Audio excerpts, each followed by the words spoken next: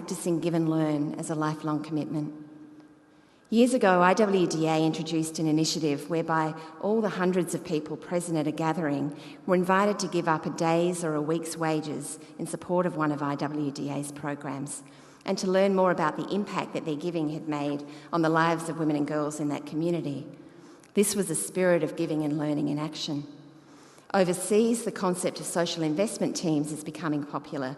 This is a group of like-minded people who want to pool their resources to contribute to a cause they care about.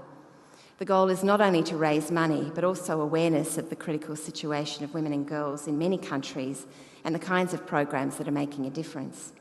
House parties are another great way to give and learn by introducing friends and colleagues to what they can do to make a difference.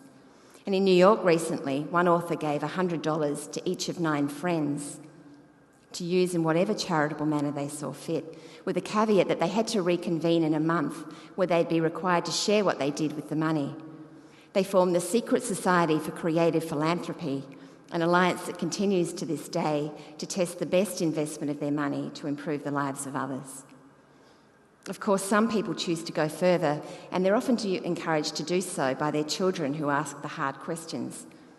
This was the case with Kevin and Joan's daughter, Hannah, whose astute observation when they were stopped at a red light 3 years ago, with a Mercedes on one side and a homeless man on the other, led the family on their own transformational journey.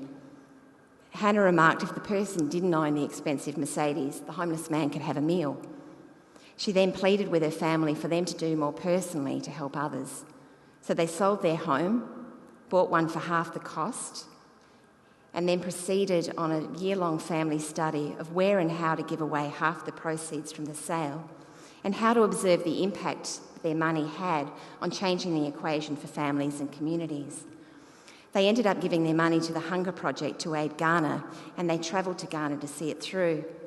And in the process, Kevin and Hannah wrote a book called The Power of Half, where they documented how they came to give away half their money and what they gained in return. These gains included a deeper level of connectedness as a family, more open lines of communication and trust and togetherness. The children saw their parents as more than just parents, and Kevin and Joan saw their children for who they really were at their core.